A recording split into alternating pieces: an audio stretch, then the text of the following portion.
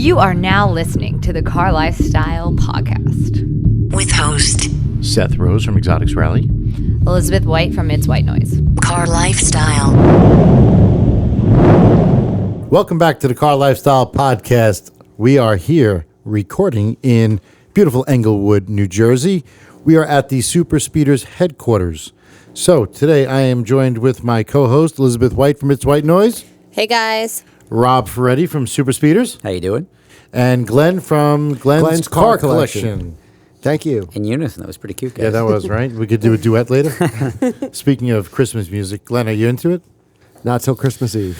Okay. Oh, come on. All right, deal. Christmas music Christmas is the one time of year where everybody is genuinely sort of in a good mood, or at least they They're pretend jolly. to be in a good mood. They're jolly, yeah. It's sort of like the utopian society for 24 hours before people start telling each other to go, oh, is this a PG or we're good? Oh, no, explicit. Tell them to go fuck off. themselves. Yeah, exactly. So it But just it kind of carries over to New Year's, and you say Happy Nah, New Year to everybody. it's a decent week, but you get that 24 hours between Christmas Eve and Christmas where everyone's sort of in a good mood. Yeah, that's fine, Christmas Eve, but it starts like Thanksgiving. That's what I can't take. Before it Although- starts like October 31st. No. But you're talking people get angry because they're fighting over holiday gifts and everything. Christmas Eve to Christmas is when people are actually in a good mood. That's I can't speak on behalf of the Jews and the Chinese people that are ordering Chinese food and eating and serving At Chinese Mohegan foodies. Suns. Yeah, Mohegan Suns. So gambling. But everybody Yeah, else absolutely. seems to be in a good mood. Everybody What else that am I I gonna be encounter. doing? Yeah.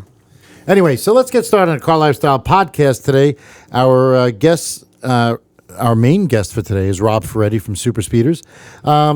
And we usually start off with a little bio of yourself. So, Rob, why don't you take us back down memory lane and tell us where you grew up and what you're all about when you were growing up in your childhood. Sure. Well, I actually grew up fairly close to where we are now. I grew up in Dumont, New Jersey, which is a lower middle class town, suburb of New York City on the Jersey side. It's not the Jersey that most who are not from the area would think of as New Jersey. I think Bergen County is exempt from that designation of Jersey Shore-esque stereotype. What do you think everybody refers to Jersey as Jersey Shore or Atlantic City or something like Yeah, that? Jersey has such a negative connotation. Turnpike, Just they think just of. because Yeah. it definitely was I get the hey, what eggs are you from Jersey? What exit? What exit, I right, get that. But I was 165 out of 171, so that's almost that's the tip of Jersey. That's barely I'm closer to New York City and closer to New York State than I am anywhere in Jersey that I would ever want to go. I start to cringe every single time I get close to the Holland, the Lincoln Tunnel, the George Washington Bridge. Are you afraid of water? I'm just afraid of New Jersey. New Jersey. Afraid yeah. of New What Jersey. part of New Jersey The bothers smell of New you? The Jersey. smell. Wow. Well, A, first you're The smelling smell. me, and B, the She smell of New hasn't been Jersey. to Staten Island. Evidently. Well, Staten Island is. Oh, I've been to Staten Island. So here is my, and before we get too deep into this, let me give you my, and I don't know if this is, it's probably not going to trigger the FBI, but if I had one nuclear weapon, I would, because there's nobody good that they've ever met that's come out of Staten Island. So I was thinking about nuking Staten Island on, say, Thanksgiving. AKA Staten, Italy. Yeah, well, we're talking Thanksgiving because Thanksgiving is when everybody sort of comes home, so it limits the collateral damage and it gets rid of most of those people that you shouldn't have met to begin with in one foul swoop. Christina So Aguilera that's your master plan. is from Staten Island. That's good to know. Gee, you know It what? doesn't surprise me. There Okay, is so you grew up in Dumont? Is that- Dumont, New Jersey. Dumont, New Jersey. Dumont is one of those places that it's just a small town, suburb of New York City. Most people travel in and out of New York City from there, but nothing to write home about. No Nothing big extravagant, houses, nothing small crazy. properties. All 5 of your neighbors on each side. There's always a story to tell. It's just kids were always active outside. I mean, it's changed a little bit, but not a bad place to grow up. So, okay, so let's fast forward a little and growing up. So what was your first job? First job, I worked at the golf course, and I got a job at Rivervale Country Club, which was, this is in high school, because most people, when you have no money, you start working start working earlier high- than you have to Yeah, I worked when I was versus 13, later. Yeah, right, exactly. yeah. So I started working when I was 15 or 16. I would clean golf clubs. And that's actually when I first got the car bug, because I was at a golf course, which was, it was a public course. and a guy would pull. But if you played golf, you weren't. I mean, No, I played golf. no, I'm saying. Yeah. So you're saying that people would come there in cars? Is that what you're getting at? Exactly. There was a guy, Tokyo Joe. He was a trader or something having to do with financial stuff, and he pulled up in a Millennium Metallico Diablo Roadster, VT Roadster. Wow. And I was Epic like, car back then. I was not a car guy, and I saw that and I was like, You don't holy have to be shit. to realize Like, yeah, that that's a that's monster legit. car, yeah. And this guy had no idea. Like he would pay me $20 to wash his car. And like I would just grab like a dirty towel that we'd use to clean the clubs and literally spray it with a hose and wipe it down. So I did not do that car any like justice at all. I probably devalued it if anything. But I mean, the guy just didn't care. And that was a really rare car at that point. It was. I mean, we're talking like that was like 98, 99. It was a new car. Yeah, I mean, and also back then, like I tell people all the time, I've owned 6 Lambos, and in today's day and age, it's completely different from what it was, because back then, if you had a Lambo, you were like an oil chic. Oh yeah. I mean, you were royalty if you had a Lamborghini. Yeah, Lamborghinis were big time, and every Lamborghini, they didn't do such volume, Right. but they broke their production into like everything was a special edition, everything was 1 of 10. So no matter what you had, instead of making like 500 cars and they were varying colors, they'd make 10 silver ones and 10 yellow ones, and then the silver one would be the Millennium Metallico, the yellow one would be the Pirelli edition, the other one would be the Momo edition. Momo edition. Yeah, Oh, yeah, the exactly. Ronald McDonald car. Yeah, everybody would have their own like talking point. Oh yeah, it's 1 of 10 in the world, and it's like wow, that's Then pretty they had impressive. The Monterey dude. SVs. They Yep. had a lot of different ones. So so that was like your first stint getting around cars. Yep. And where did it progress from there? I mean, it's a slippery slope, as you know. It turned into a guy from the New York Giants. I don't remember. It could have been Tiki Barber. I don't remember who it was at the time. But back in the 90s, pulled up in a 98 Corvette convertible. And I was like, whoa, that is good looking car. Like I want to own one of those by the time I'm 40. Like that would be awesome if I could pull that off. And that's sort of the attainable supercar to me. And that was the drive that was the carrot I needed hanging in front of me. Right. And I turned out to be fairly capable, so I just said like I'll keep working and working and working, and I sort of worked my way up to that car much quicker, and I had one of them within like 4 years, and I got a brand new Corvette when I was 20. Is that the one you still have today? It's the one I still have Still today. have today. Wow. And it was just one of those things that like, and I did the standard like leased it with my parents co-signing, and then when Stretched every penny Yeah, and- when the lease was up, I'd finance it, and I financed the balance of the lease for maybe 4 or 5 years. I don't remember what it was, and I was dumb enough to get like the extended warranty through aftermarket bullshit So warranty. you probably company. have about $400,000 invested into that car. It's about 200,000 if you factor in the payments. All the performance work and everything. Yeah, on the top of it. performance work is what really adds up. But if I just took the straight purchase and I didn't do anything to that car, I mean, you're talking. I made the mistake of going in, and I was young. I was 20 years old. Right. I went You were into naive to the whole car business. the Paramus Corvette dealership, and there was like the Corvette leader at the time, still is a Quebec, big. right? No, it's No, Malcolm Connor, right? nope. It's Paramus Chevrolet. But Is, it was Malcolm Connor before. Brandon. whoever it was, they've got their Corvette showroom upstairs. Yeah. And I Right, walked in, I'm like, hey, I'd like to maybe test drive and buy one of these cars. And they're like, yeah, it's like 3,000 or 5,000 over. I think it was 3,000 over sticker, is what they wanted. Yeah, they don't give deals there. They're not Quebec. And I'm like, that's bullshit. Like, I just bought it because I bought a V6 Camaro, and I thought it was fast the previous year, a 99 V6 Camaro. I'm like, I have no interest in paying over sticker, blah, blah, blah, blah, blah. And they like sort of like kicked me out of the showroom, so to speak. Not Beat it, physically, kid. but like... They didn't think you were serious. They didn't think I was serious. So I went up to the dealership where I bought my Camaro, and I was like, look, I want to buy a Corvette. I don't want to spend $1 over sticker price, and I'll give you a deposit today. And sure, everybody's got a $1,000 credit limit on their credit card, so I gave them $1,000. I put the deposit in. I ordered the car, and then 3 weeks later it came in. I joined Corvette forums. I started doing that, and I found out going rate on Corvettes at the time was like $4,000 or $5,000 under list. And you still have the car today. I still have the car today, but Would you ever sell the car? I would. Yeah. I'm not like. You're not attached to it. It's just something that you just didn't. It want to is. sell. I've got a lot of money into it. I enjoy it. I don't have the desire to really put it up for sale. I still have fun when I take it out.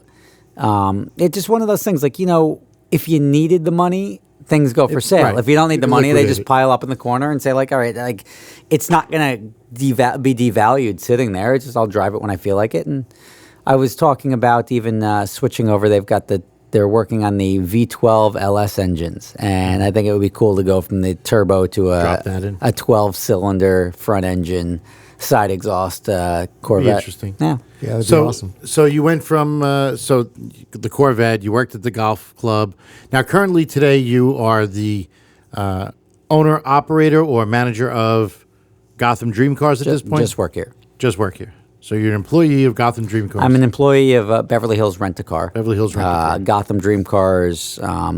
We sold the business to Gotham Dream Cars Right, to so- Beverly Hills. Right, last that's how you got into July, it. yeah. You were an Or last owner June. of Gotham, and now it's Beverly Hills. Yeah, and now it became Beverly Hills Rent-A-Car. It still operates as Gotham Dream Cars or under the Gotham Dream Cars brand name, but all the fulfillment and everything happens through Beverly Hills. So was that a progression basically from golf to that? Were there things in No, between, automotive based? Or? I started with the car video. So I got the Corvette, Mm-hmm. and I started making car videos when I was young. And this is well before YouTube. I know Right, half the yeah. people listening are like, "What the hell?" There was a time before YouTube. Was that the '60s? No, YouTube I think started picking up steam in like '06 or something like that.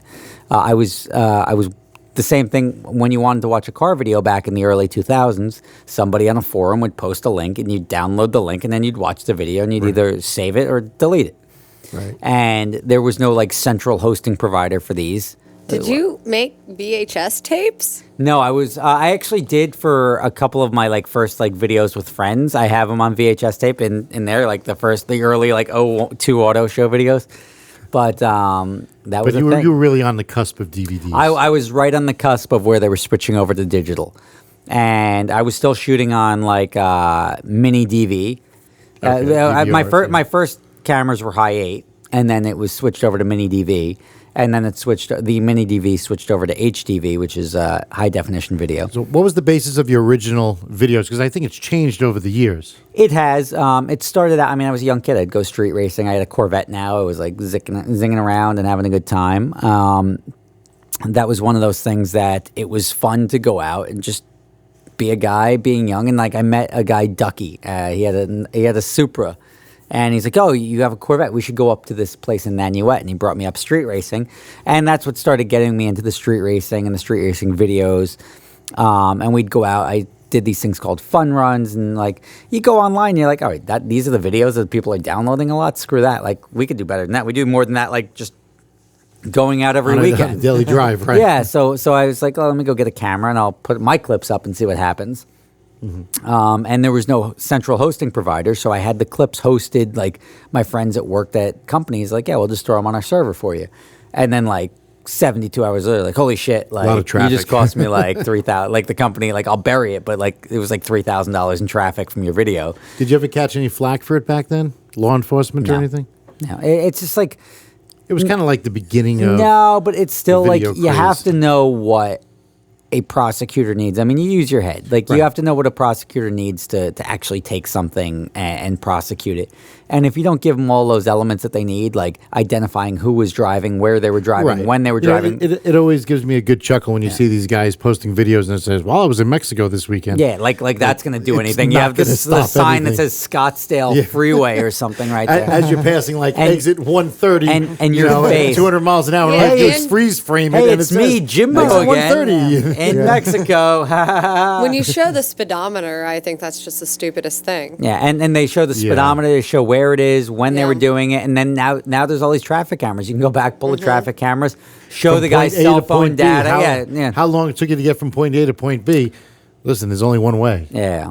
So I mean, look, there's still ways to do it without There's a lot of getting in myths trouble. about it, though, because I always see people posting that crap, and Yeah. I just laugh at it every time. Well, I Yeah, was in like Mexico they this think weekend. Right. saying Mexico forgives anything, Mexico Racing League or anything like that. But I mean, at the end The of the best day, would be if, like, the federales came from Mexico and locked you up. Yeah. For that. Okay, You why were is in that? Mexico, You were in come on. Mexico speeding like You're in that? a Mexico prison, You go to yeah. a Mexican prison. Extradite Even El you. Chapo can have Yeah. tea tomorrow morning. well, the big thing that I just don't think people understand that you're not going to be let off the hook because of this. But at the end of the day, a prosecutor, like, what are they going to do? Okay, they're going to give you a speeding ticket. Like, they can only give you a ticket on what they can prove in court, and without your evidence, which is like, give me your tape. Right, which is what happened to me in Oregon when they seized the video. So, but they have to be wary of that. And now, are they going to go through all this effort if they're going to give you a $170 speeding ticket? Right. Like, so you really have to.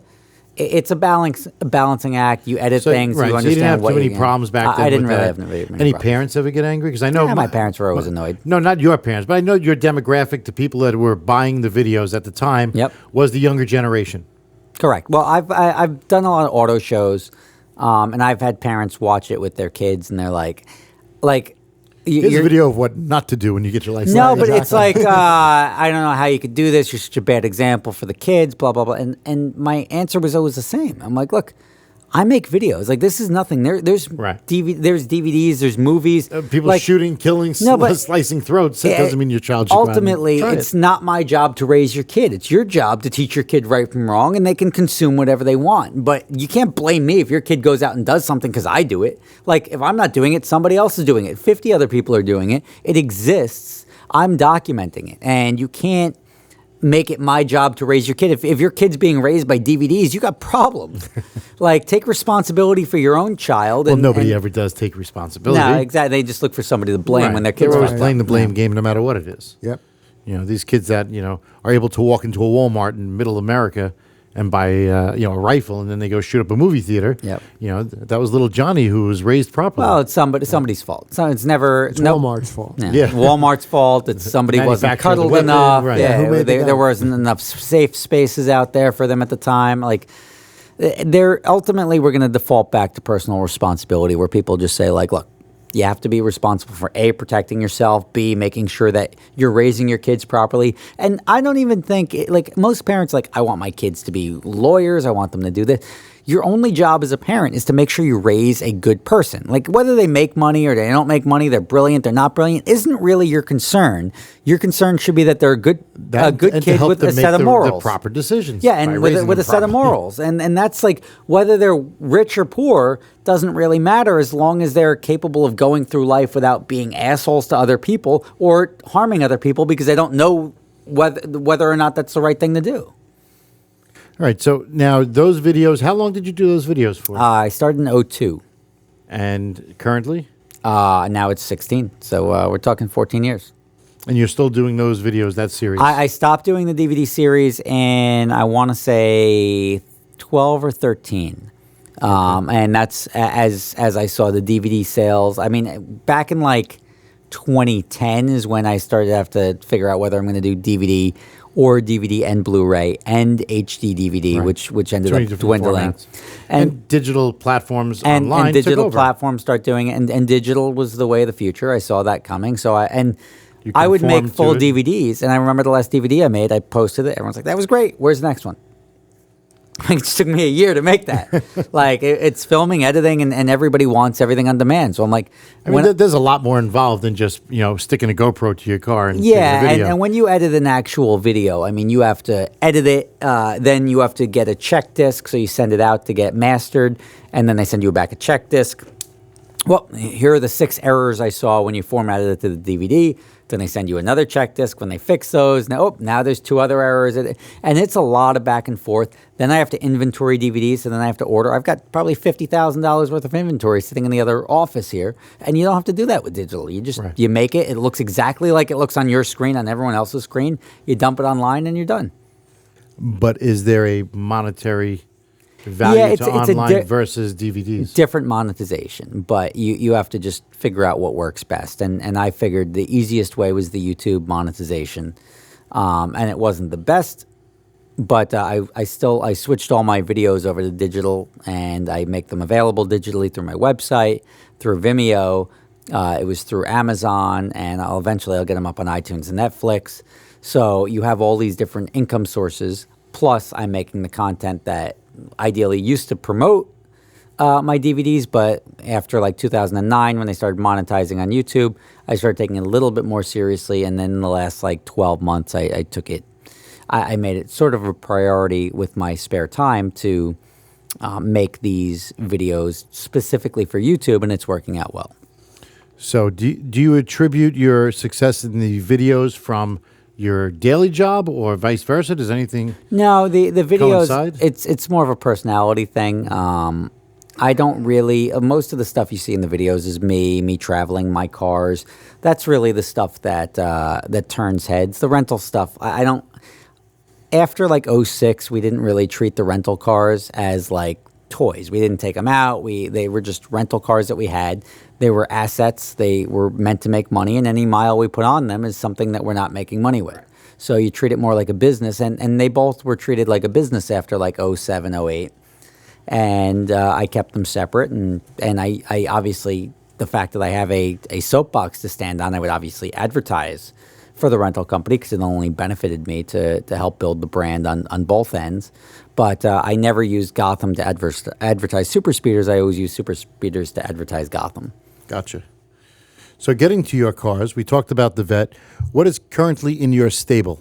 Okay. Right now, Because you have quite a variety of cars. It's a variety. Like I've got a lot of some weird shit. Yeah, I mean, some of them are more of a gag. I'll start with those ones. I've got the rape van that I got. It was a That is disgusting. That's a gag. It's The what? Why is she the first one to comment about it? Wait, it what is wasn't it? that bad. It's a rape van. It's what you use to rape people in. What manufacturer It's a coined the Dodge. rape van? That's I think it's just popular culture, and the fact that rapists get them because they have like no windows and That's they're a pretty gag sketch. car? No, I'm kidding. Yeah, so it's True statement. it's actually got a 4G63 block in it. So whenever you see like if you Google like turbo minivan on the drag strip or something like that, and you see a minivan running like 10.5, it's based off of this Dodge Caravan with Okay. the and it's got a manual. It's a 3-pedal car. I it is? used to have Is it one. still- Yeah, it's a stick shift I had a minivan. Dodge Caravan manual myself. And It the was, like, really 4G63 bizarre. very the shift was popular. all the way really low. Yeah, It's I'm a not gonna- 3-speed? no, I had 5-speed. I had Four. a It's 4 5-speed. or a 5-speed. I had a 5-speed. It's very and- collectible. Well, it's a DSM. It's a 4G63, so it's one of those engines that it's not turboed, but it's a popular turbo motor, and you can build it up and you can throw boost at it like any Talon or anything like that. And now you have. What's the purpose of this van I was besides gonna- rape? Yeah, I mean, we'll start with rape, and then I was gonna cut it in half and make like a micro van. Okay. So like cut it in half, remove the center section, and And weld morph the it? tail Okay. because it's a front wheel drive. Right. So You can cut as much of the section out as you want. I pretty can much. cut anything that's not necessary. But it's a little bit more difficult than I initially thought because you have the fuel tanks in the back, so you have to make sure you like reconnect So- brake lines. So right now it's mini just- rapey van. right It's now going to it's be a just mini a- rape. Mini van. rape Yeah, van. you can only rape midgets.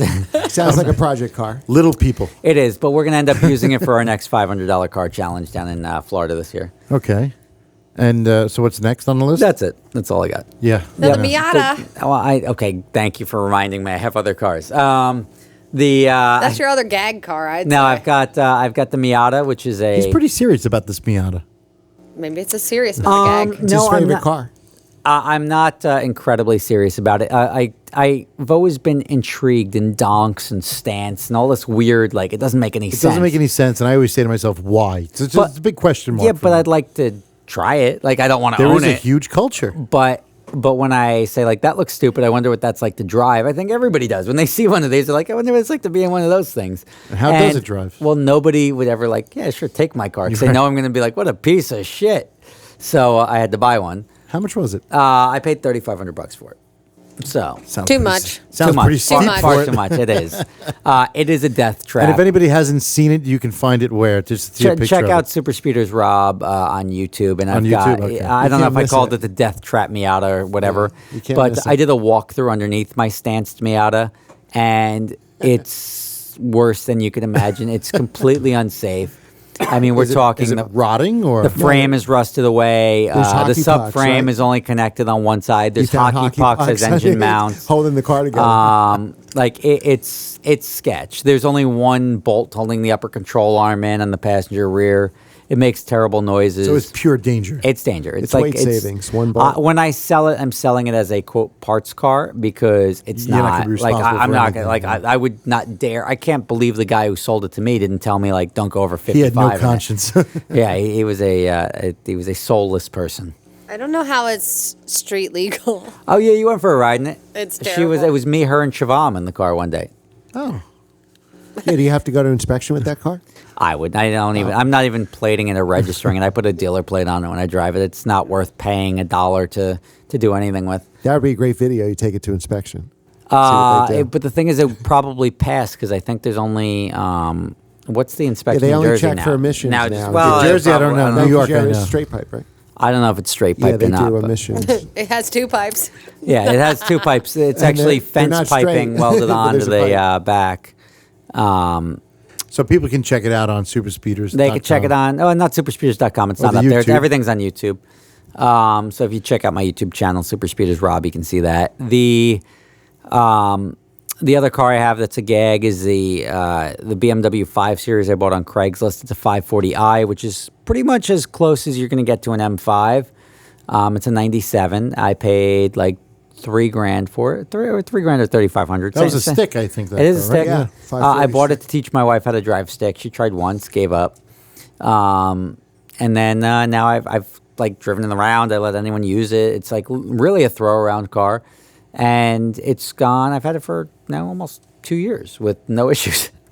So, and it's got 290,000 miles on it. It's a Not car I bad. bought with like I thought it was 175. It's actually 275,000 miles on it. And it just became like, hey, you need a car, here you go. And like I'd lend it to people for a week or two, and So it's a cheap disposable car. cheap disposable car. So what else do I have? I've got a Range Rover 2011. This one's being sold right now, but a 2011 full-size supercharged Range Rover. I just replaced that with a 2017 GLS 450, the Mercedes truck.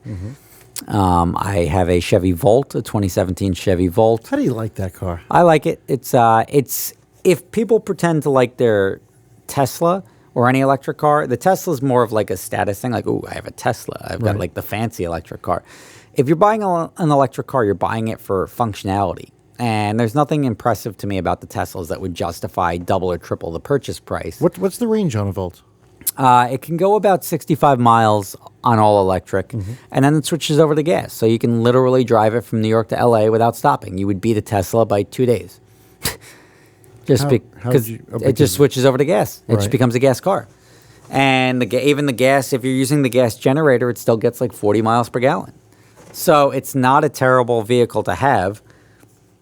It drives much better as an electric car than it does when it switches over to the generator. But it's still like you can get the high speed charger for I paid $220 for it. Plugs into a dryer That's outlet. it? It's cheap. Yeah, and it fills the car in 4 hours. So I mean, it's very simple. It's very easy. It's got heated seats, heated steering wheel. I did not option anything out. I got the blue paint for $300, heated seats, heated steering wheel, and that was it. So I have a $33,000 car. It cost me $270 a month, and no money down on a lease. 10,000 miles a year. So it's perfect. I can't complain about it. It serves a very, very significant purpose in my life.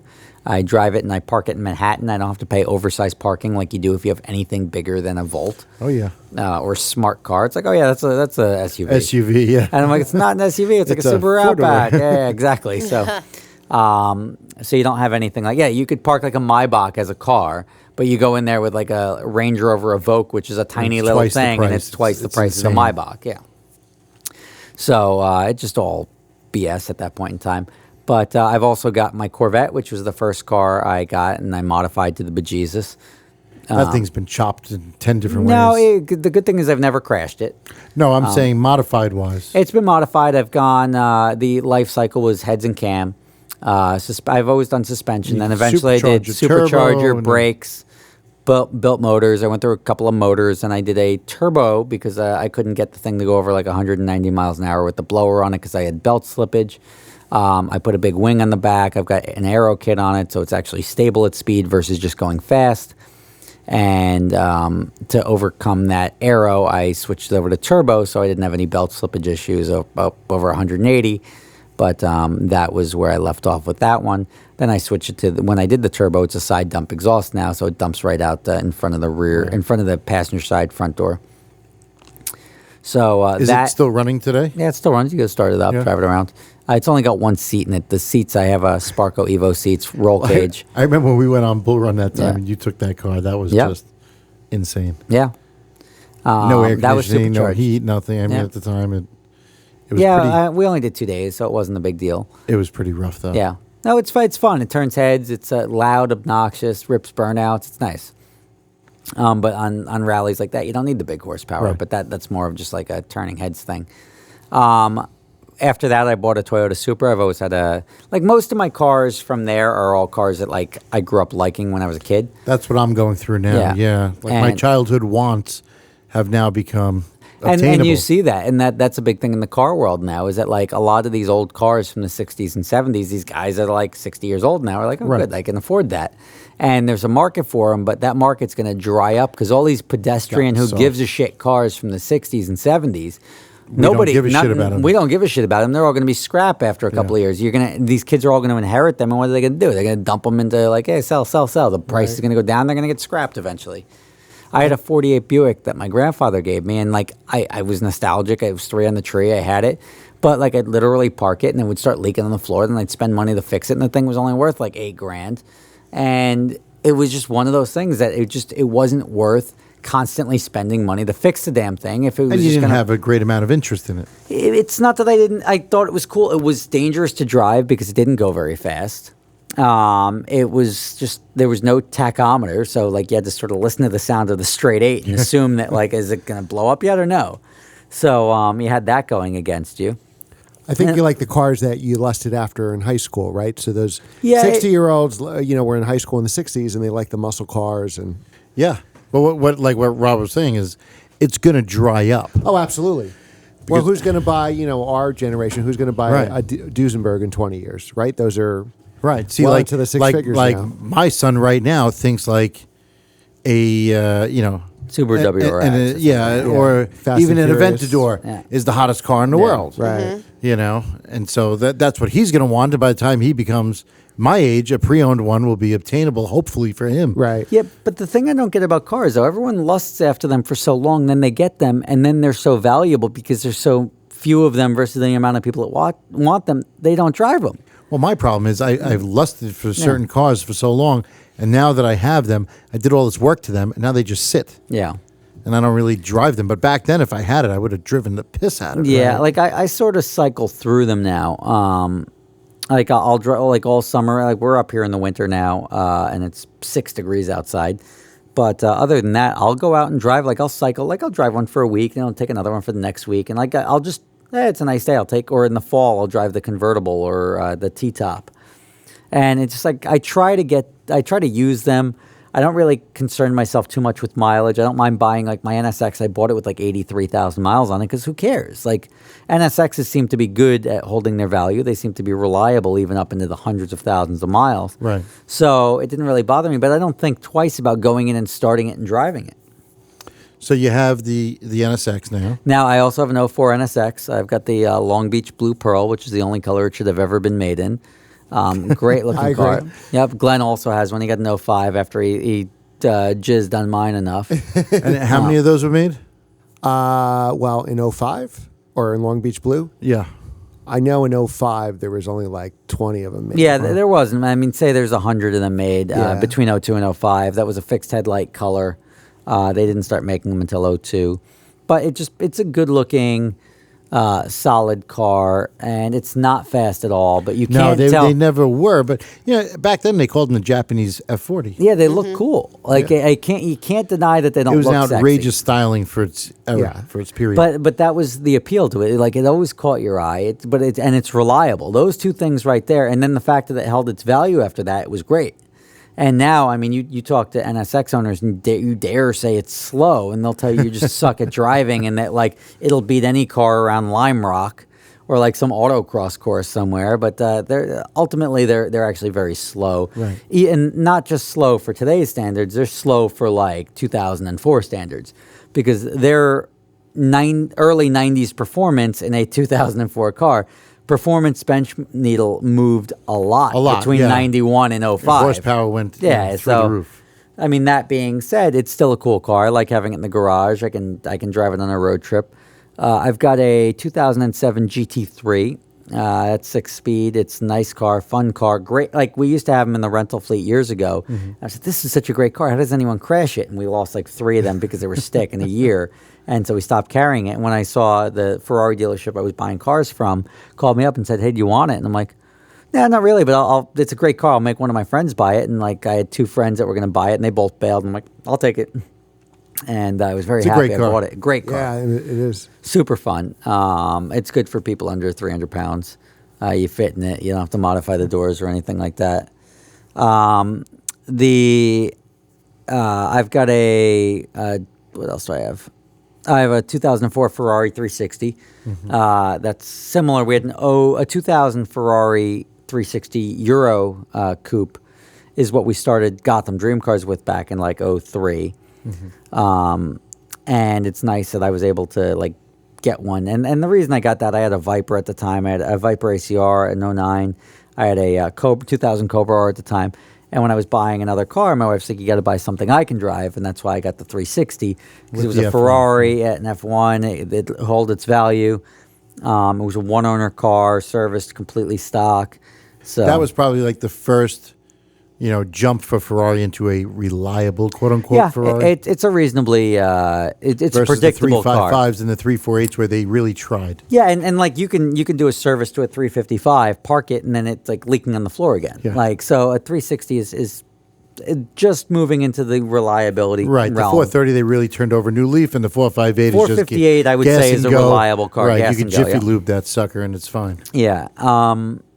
Speaking of the 458, I skipped the 458 and I got a 2017 488 Spider. Now, how do you like that car? It's cool. The only, I mean, it's the best car Ferrari's made. The only thing is Ferrari has been like when growing up, I never thought of Ferrari as like the fastest car, but it was a cool looking car. It's got the best prestige of any vehicle Right. in the industry, and then it sounds great. They Well, always Ferrari was sounded always great. known as a gentleman's car, and a Lamborghini, it was known as a flashy car. Sure. But it's always sounded good. The 488, the only thing it's missing is a little bit of the sound. And I was thinking about getting like an IPE exhaust or a titanium exhaust for it and seeing if that changes it. But it's tough. I mean, anytime you have a turbo car, turbos naturally are not like conducive to Right. exhaust noise. There's a lot of exhausts available, like the Capristo or the Akrapovic or... Yeah, but that's the thing. They're expensive. Like I had one company offer me one of the significant discount, and I'm like, look. The Capristo exhaust, I think, was like $9,000 or Yeah, 11 they're grand or- always up there. Yeah, they're up there. They sound great though. What else do I have? Lastly, I have I've got the BMW M3. It's a 98 M3, and that's Which going to be the one currently. I'm prepping it to give it away on Christmas. So It was either that or the 488, right? They yeah, give no, away. it was. I'm still up in the air as to whether I'm going to flip give the away the coin? 488 Spider or the GT3. You got to buy a lot of T-shirts. for yeah. that. So So you heard it on here today on the 24th of December, 25th Christmas. 25th, on Christmas, Rob is giving away a Or the second day of 2017 Ferrari 488. Yeah, So if you don't or win an M3, one of the You're two. like Santa. Yeah, we're not sure yet. It's either that or a 98 M3. Yep. Rob's going to flip a coin. We'll all let you know what it is. Just flip the coin. It's going to be the 98 M3. It's going to be on Christmas Day. If you go to any of my videos on Super Speeders Rob and any of the BMW M3 giveaway videos, there's a link to register. It doesn't cost anything to register. You just have to... Yeah, I mean, we signed up before. I'm registered. Yep. And Liz? it's going to be a completely... You're registered. Glenn, are you Completely registered? random. I will be registered tonight Yeah. when I go home. I just registered today. I might even buy T-shirts just so I have some Yeah, there you extra- go. And yeah, I'm selling T-shirts. Since they won't give me the code. If you buy the T-shirts, you get an extra 4 entries. The code is readily available, though, so you can get the T-shirt code. But if for some reason you win and you entered a code that you didn't earn, you lose, and you came that close to winning a car, and that's probably worse than not winning at all. Well, how long is the refund policy or the return policy on those T-shirts? On what? Oh, I don't So you know. buy the T-shirts to get the entries. Yeah. I don't know. See, I think there's the always a T-shirts are all loophole. made to order. Unless there's like a defect in the T-shirt, in which case they'll probably replace it. But I don't think the T-shirts are refundable. I don't know, Liz. You might lose out on that one. You better cancel Okay. your order. Yeah. She hit send already. So what are you doing today? I mean, what are you up to these days? You're I'm still podcasting today. podcasting. So now you also have your podcast. Yep, I've got my own podcast. I'm doing this podcast. I've got a company called Adventure Drives, which does bucket list travel for car enthusiasts. So we do trips. Even next year, we're in Europe, starting and ending in Munich, Germany, and every day of the trip is essentially an experience where somebody would travel from around the world to visit And we do a different one of those every day, and we do it by traveling in cool cars. So would you describe that as a rally or as a vacation? Involving your car as the mode of transportation? It depends on how. Like, I think when my definition of rally, I close my eyes and I see cars with stickers, people in chicken costumes. I see late night parties. I see flash. I see everybody look at us. I see lines of people on the streets. That's what I think of when I think of a rally. And even if it's a small rally, that's what they're going for. Right. I wouldn't consider this a rally because this is more catered towards just personal enjoyment. And it's kept to smaller groups. We don't really advertise to the world where we're going, so we don't have to worry. We don't have stickers on the cars, so we don't attract the cops. We don't come across as this rambunctious group of guys. That every rally I've ever participated in, there's been some form of like competitive nature to it, where people want to win, there's no winning. There's just you go, you show up, you drive with other people, you have a good time, and it's sort of like a gentleman's trip. And it's one of those things. I'm not going to say we drive slow, but we don't. There's no Spirited? reason. It's spirited, and you don't look for any excuse to like take a risk. It's like, all right, I'll just catch up to them in a couple of minutes, or like you're not passing people unnecessarily. You're not leaving before people. You're going. You're enjoying. You actually enjoy your food. You stop everywhere you go. There's nice hotels. There's nice restaurants. There's nice sights and sounds. And everywhere you go, you actually enjoy it. I can't remember a rally where we actually were able to stop somewhere, enjoy. Right. Most of the rallies I've been on are go. You grab and go. You can't wait for the route card to be handed out so you can move on to the next thing. And I'll never forget when we went the first in Bull Run in 2006. We drove right through Niagara Falls, but it was with the Niagara Falls checkpoint at the border to go to Toronto. So we didn't stop. We drove right through Niagara Falls to get to Toronto, and we didn't even bother stopping and looking at the falls. So, yeah, I noticed that on a lot of the rallies that I've done. You don't get much downtime.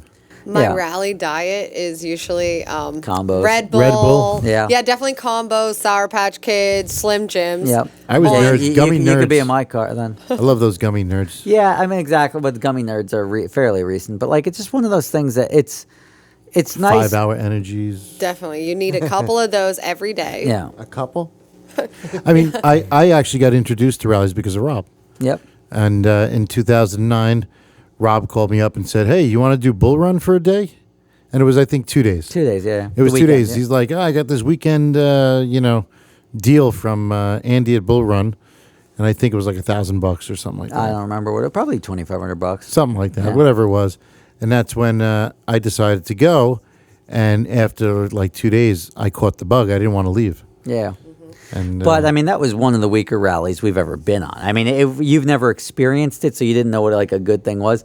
But we were in like Staunton, Virginia. It was pretty lame. Where like the reason they went to Staunton, Virginia is because they were there previously, and they would Right. always go and say like Paris Hilton's coming. So everybody was like, well, Staunton, Virginia was like this little one-hick town with a college, with like an all-girls but college. like everybody would come out thinking Paris Hilton was going to show up. They were lining the streets. They had this giant Right. reception. It was crazy. But that's when I first met that Richard lasted the first Rawlings. time, yep. Rawlings, And I was laughing my ass off because here he was. Now I'm going to, if he's listening to this, he's probably going to laugh. But he stood at, do you remember we were at that bar? which oh yeah, We're at this little like one-horse bar. town Like, there was, dive like, 10 bar. people there. And all of a sudden he stood up on the bar and he's like, "Drinks are on me," and he throws his black card up, and I'm like, "There's like 9 There's people 6 of here." us, yeah, like- yeah, and you're buying a beer that's like $2. yeah, you're buying Miller Lights for everybody. I'm like, "What a Like, sport!" why don't you just throw down a $20 Yeah. bill? Yeah, the same thing. Big Shot gets yeah. up with his black card, and everybody's like, "Oh, look at this tool."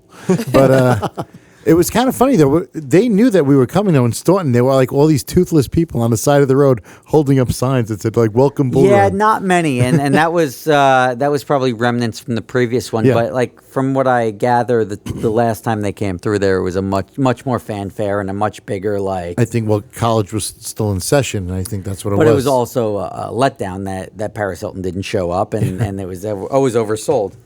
But I think Vegas to Miami was probably a better one. It was oversold because they were supposed to air on TV.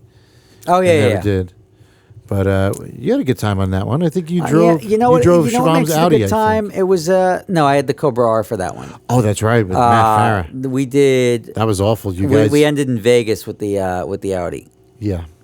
So I did one with the Ford GT, one with the RS4, one with the Corvette, and one with the Cobra R. And The Cobra R, I got to give you credit. I don't. These guys. That was- They no air drove conditioning, yeah. no air conditioning with cool suits. Yeah, Matt Farah and we didn't even think about the cool suits. That was like a last minute Last thing. minute sponsorship. And it was like, all right, so we have a car without air conditioning, and we're driving it from Vegas to Miami. Through the Down desert. through like the desert, through Nevada, through Arizona, heat through of Texas. And you're talking like July. Like as hot as it gets. Oh, yeah. So we're like, oh shit, like we should probably get like some fans or something like that, or we'll just turn on the blower and that'll be and luckily I decided to go and get cool suits. So I got and installed cool suits. And I am telling you, like, there has never been a smarter decision in my life. It was we funny were because- chilling. Because we get through the desert and I get out. I'm like, I don't know how the fuck you were doing this. He's like, you're not going to believe this, but I'm really cool. Yeah, we had Like, the windows you're not gonna believe down. this. I'm like, you're right. I really don't believe it because I'm just sweating looking at you. Yeah. What do you have to do? Keep putting ice. Into Well, it? we filled the ice. The ice lasted for about 4 to 5 hours in the back. Right. And it was 12 volt, like activated. Yeah, I yeah, thought, it was right? 12 volt. You And flip the switch. It's and- almost like having air conditioning coils around your body. Yeah, you have coils flowing cold water across your chest. We didn't eat, like I'm telling you, like we're driving 110 degrees outside through Right. the desert, no air conditioning. Our arms aren't even sweating. Our forehead's mean, not the- sweating. the principle Because of it is there. It's keeping your core is so temperature, cold. right. And it was just like we were loving life, man. And like when it started, Matt was a bigger guy than I was. Matt Farah from the Spoken Tire, and he would start getting warm sooner than I would. He had more surface area, and then therefore he would melt the ice quicker. And like about 4 hours was where he was like, "All right, we got to pull over and get more ice," and literally just dump a bucket of ice or dump a $2 bag of ice from any gas station into the back. Like we bailed it out a little bit so that it wouldn't overflow. But like you have nice cold ice water. It was real nice. It was like I can't tell you how comforting and comfortable that was. I would take that over air. If it wasn't such a process, like you literally have to like tether to the car. If it wasn't such a process, I would take that over air conditioning any day of the week. It was definitely unique, that's for sure. And I just remember chasing you guys down through a storm. Do you remember that? That bolt of lightning There was that a- either hit my car or hit right in front of my car it was either Alabama. I think it was in Alabama. I have never felt that close to the God that I don't believe in my life. Yeah, so the story is we're going through Alabama, and everybody was getting pulled over. Apocalypse. But we made it through. Yeah. We made it through. Then all of a sudden, the heavens just opened up. Wow. And I thought we were like in the middle of like Wichita, Kansas, because the winds were just whipping. There was thunder. The there sky was was lightning. black. There were birds like flocking around Yeah. us. And I'm chasing them down through like this one lane road. Yeah. And all of a sudden, this crack of lightning, this bolt, just Blinding. Everything went white. everything And went white. My eyes dilated. Everything. the loudest crack of thunder you've ever heard, which made me think I either got struck by Yeah, lightning in the something car happened. or it was like right in front of me. Because usually, you could, like even if it's like 20 feet away, you can like at least see. Sure. It was completely blinding. It was Yeah. the loudest thing I've ever heard. And we stopped, and I went. The first thing I did was check the hood of his car. I thought I was going to find a big black mark on his yeah, hood. we didn't want to touch anything. Like, but it Like, was. are you Did you feel discharged? heat? Did it feel No, like we hot? didn't. We didn't like I looked like to see if my hairs were standing up or anything like It was that. weird. He was Your gonna be shoes like, came He was off? going to be like the kid from Powder. Like all of a sudden, Yeah. all his hair would fall out. And Yeah. Don't your shoes come off if you get hit by lightning or something? usually No, if it goes exits. through your foot, it's got to blow your ground to the toes ground. off, Yeah. You would know. Yeah. No, but like usually getting struck in a car is not really a big deal because You're moving. Tires It's are grounded. rubber. And the tires are rubber, but it also when any energy will be scrubbed off by the rotational the tires and Yeah, everything it's like not that. even. I saw like on a science show. It's not even the rubber tires that we all think it is. Yeah. It's the cylinder shape because the airplanes get hit with lightning. Yeah, all the and it time. goes, like, right So it's not actually the rubber; Sure. it's the cylinder. Yeah, but that was interesting. That man. was I'll remember one of those things I'll remember forever. Yeah. Like hanging out with Vanilla Ice and feeling how awkward that was. Yeah. He had an NSX vanilla ice. I was like, we have nothing in common. This is awesome. We're both named Rob. NSX. That's what Somebody you have. gave him a car to drive. Yeah, The fire fire something? breather. Yeah. Fire breather. And on our way to Scottsdale, Arizona, he hit like an armadillo. Yeah. took out like half the front end of the car. A dinosaur bite out of the Yeah, front. I mean, like that's what it looked like. It looked like Godzilla reached down, took a bite out of it, and then he got pulled over like 4 times on the way there. Yeah. What's a fire breather? It's It was like a Camaro. It's a modified- modified yeah. Camaro. Oh, yeah. like Where they made it look like a It was Trans in one of Am. these Yeah, the Camaro movies. that looks like a Trans Am. Yeah, it was in a movie that didn't really do That very didn't much. do anything, that yeah. nobody cared about. But I remember in Scottsdale they said, "Hey, Vanilla Ice needs a co-pilot," and I'm like, "Nah, I'm with Matt. I'm good. Like, I'm it's good. cool. Yeah. Like, he'll be fine." Yeah, Just he give got him some pulled over Ice like Ice, 3 or baby, 4 and he'd be all times. right.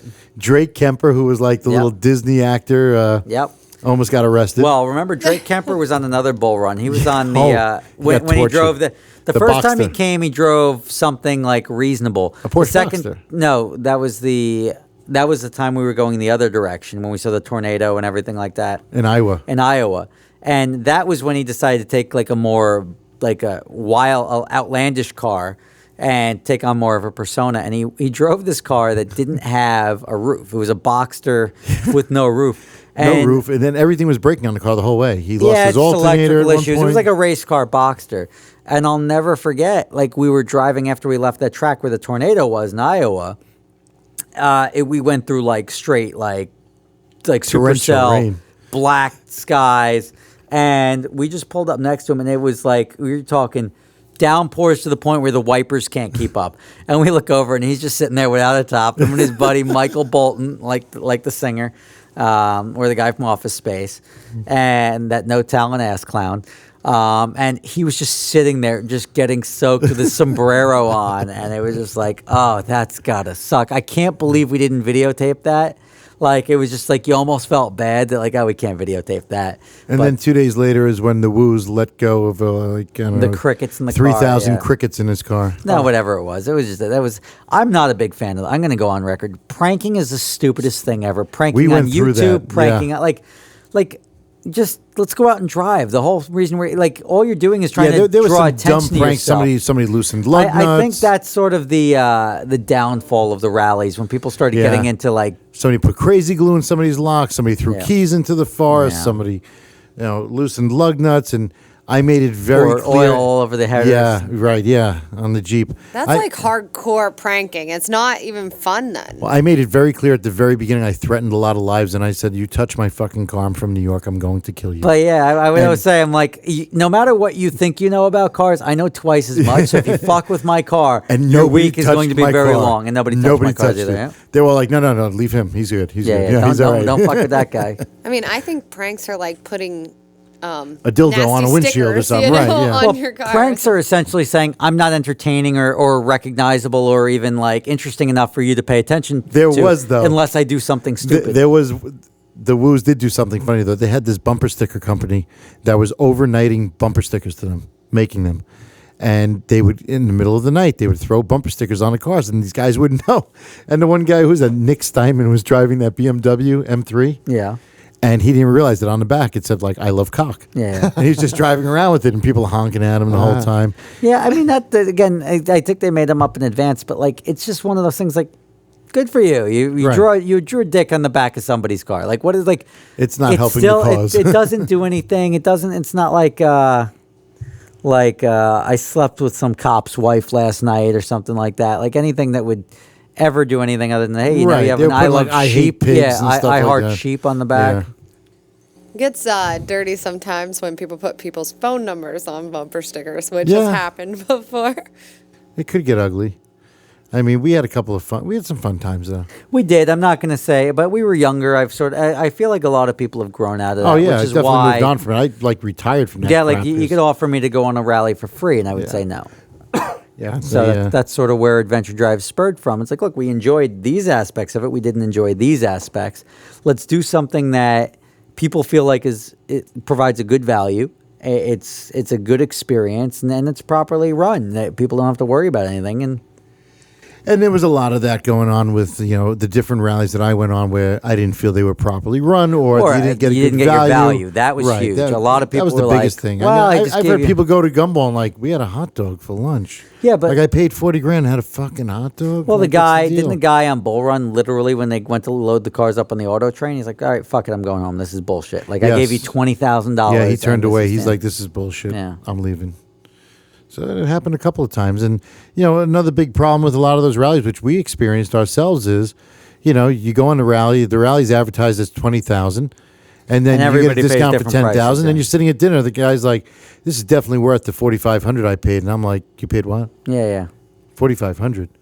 Yeah, and there was no incentive other than like wait till the day before the rally. Right. And then by the day before the rally, they didn't get enough people. There were too many people on the fence, but not enough people committed, and that effectively sunk the trip. My favorite is when they say, "Oh, you're going to have an iPad with the route on it, and your stickers Nobody are ever going to does be that. Everybody- on, and yeah. detail every night." In 06, Bull Run actually had guys, Phil the sticker guy, came out, they wrapped buses, they wrapped every car, they did the decals professionally. Now they just give you a slap of stickers, everyone's got bubbles all over, they look like shit. Like it just, they just hand you the decals, and they don't even give you a squeegee. They're just like, listen, get it on your car. Yeah, use your credit thanks. card or something. But that's the thing. It's just like everything, they realize it's like it's gone downhill. Like I felt like I got my values worth in 06. They had helicopters following us. They had like 4 or 5 camera guys. There was a lot more going on. And you didn't have that in 2000 or as the years went on. It just they were offering less and less. It went from 4 camera guys to 3 camera guys to now there's just 1 camera guy and the promise of a television show, and all of that stuff just sort of detracted from the experience year over year. Yeah, it definitely put a damper on it. I mean, I will say that a lot of cool people spawned from the rallies. I met people that I still talk to today. I thought that was great, and I think a lot of good relationships. Yep. I mean, look, the most successful one I would say is Richard Rawlings. Yep, Rawlings. But Rawlings, I feel like I still don't think I know him. Like I feel like he's been in character ever since I met him. Yeah, and I mean he was destined. He's had a hard on to be on TV forever, and I think he's never just like I've never met the real Richard Rawlings. He's just a guy who was like, hey, what's up? And like just hanging out. Like even like he's always got to be camera ready and like in this persona, which I don't think is his real like cameras off by myself with my wife at the house. He's not running around like, woo, give me a Miller Lite. Get you some of that. Yeah, get you some. Like You never know. I don't think that's his real, like I don't think he's always been like that. I think that's what he knew would sell and that's what he committed to. But I don't know if that's the real guy. Well, and we'll never know. But he is very successful, so I can't. He's doing it. I can't knock it. His show became very successful, and I'm very happy for that. Like if stuff like that happens, you like it to happen to people that you know. That's for sure. So, we're just going to set up and take some phone calls. We're going to put it out there for some phone calls while we chat. Sure. And we'll see if any of our listeners want to ask you any questions. But so that was a pretty good insight of where you are today, where you were yesterday, and where you're going at this point. So you're focusing mostly on your videos and podcasts. And, right now, YouTube, the podcast, Growing Adventure Drives Further. We're going in our 3rd year. And where are you heading next? We're going to be in Munich, Germany. It's going to be a loop of Germany going down through Switzerland, Austria, and Italy. And we're going to finish up during Oktoberfest, October 20th. September 13th to the 20th of 2017. And I think we have like 6 spots left. So, what's your price point on that rally? $12,500. $12,500. And $12,500 covers 2 people, all food, drinks, and when I say drinks, alcohol. Right. So you get food, alcohol, swag. You get the hotel What about rooms. transport if you're coming from the States? Transport coming from the States, you have 2 options. You can either ship your car, which it's actually cheaper than you think. It's not that bad. It's like $1,500 each way. It's like $2,500 round trip because we could put multiple cars in each container. But it just takes a little bit longer because you got to put them on the boat, which doesn't take incredibly long, but it has to go through customs when it gets there. It takes a little bit. So you have to factor that buffer in. So you have that, or you can rent a car over there, and rentals are actually much cheaper than I thought. Are they? You can get like a BMW M4, which is a reasonable car for like $900 for the week with 1,800 kilometers. That's cheap. So like you're spending $1,000 for a new M4 or something along those lines, or a Jaguar. And I think that would be a fun car to have on the trip, to go through the Alps and experience the Stelvio Pass and all these cool places with, and drive the Autobahn. I think one of the you want to make sure your rental car can do $175 or something, because you're blistering down the Autobahn. Nobody's slowing down. It's not like you have to slow down for cops. You can hold 100. Last time I was there, I was doing 175 miles an hour for probably a half hour straight. because everybody stays to the right. It's just like a really enjoyable experience. There's no left lane hogs going 45 and a. No, you Like don't. there is I mean, here, never they get hang. over. They all hang to the right. They're much more disciplined over there. That's my pet peeve. All those people in the left lane. Well, going that's slow. America. Yeah. That's what you sign up for over here. We're entitled. I did. Greatest country ever. I was gonna say the last time I was over on the Autobahn, I was carrying 317 for a long time.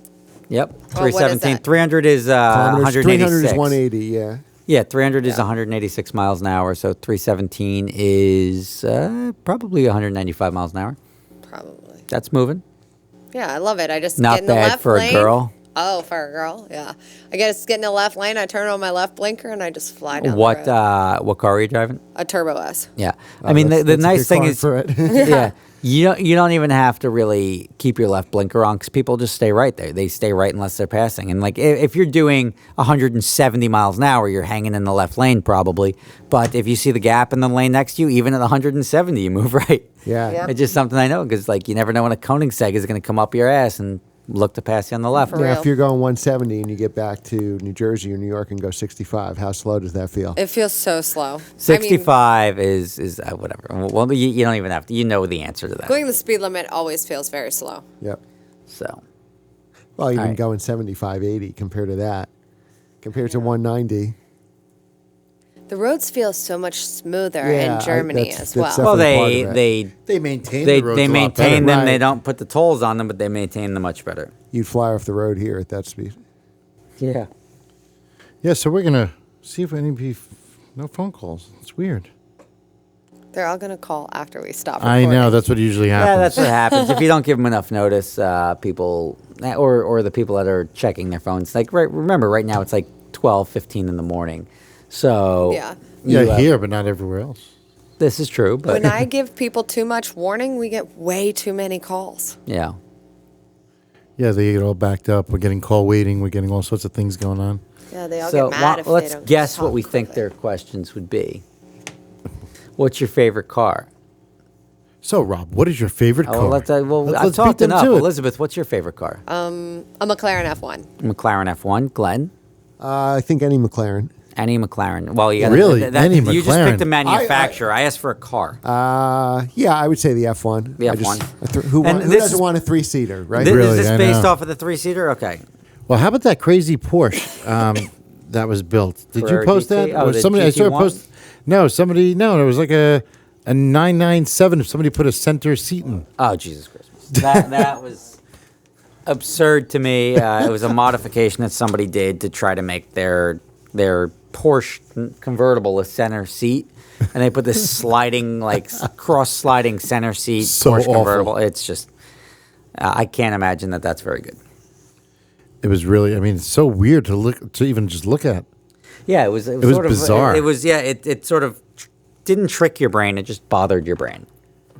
Yeah, I wasn't a big fan of that. Actually, I have a favorite car. What is that- your favorite car? Oh, Rob, yes. you don't like that I mentioned Oh, this. if you say the Yep. BMW that Uh-huh. I'm thinking of, The Isetta. I'm The going to throw Isetta. That something at is you. my favorite car. I feel like everyone knows it. It takes me back to like maybe elementary school, watching Family Matters. Steve Urkel had an awesome Isetta. I really want one. Yeah. So. Yeah. Anyway, would so drive the it Giants every won day. last week. Did they? I don't know. It doesn't matter. I was just trying to change the topic from your terrible car. Yeah, I'm not all about that BMW. Yeah, not It's a about the little- Isetta. Yeah. You went from a McLaren F1 to an Isetta. Yeah. I mean- it's quite a Reliant vast- Robin would be a fabulous vehicle. It's me here. Crazy. I don't know. Maybe the phone's just not working. Maybe people are trying to call. Because last time we got overloaded. I'm not incredibly interesting. So if True. you, I did tell him to call and talk to you. So yeah, if he said call, talk to Rob Ferretti. It's probably 3 people that want to tell me they don't like me, and then one person that dialed the wrong number. Yeah, I got a thumbs down. Yep, oh that was no, that wasn't me. That's a terrible thing. So all right, well at That's least cool. we got a good chance to catch up with you, Rob. And we're on your podcast. You're on our podcast. We are podcast associates. yes, absolutely. And we like to share stories and talk about cars. So, any cars in your future that we should know about? I mean, I'm holding off on the Ford GT, not the new one, but the previous gen. We've got some sort of like arrangement where me and my friends are saying whoever makes a significant sum of money first, we'll all buy Ford GT. So we've all sort of tabled that until one of us makes a lot of money, and then they will have to buy not one, not two, but 3 Ford GTs at the same time, and we'll all have our Ford GTs. So that's off the table for now. The car I'm getting next is the Porsche, the new 991.2 GT3 in stick speed. Mm-hmm. So I hope to have that for adventure drives in Europe. I'd like to do European delivery and have that one waiting for me when I go over there. Yeah, see, I'm supposed to, like I mentioned earlier today during dinner, I'm supposed to do the European delivery for the Spiker Prelutor, which I've never done a European delivery. I think it's going to be pretty cool, though.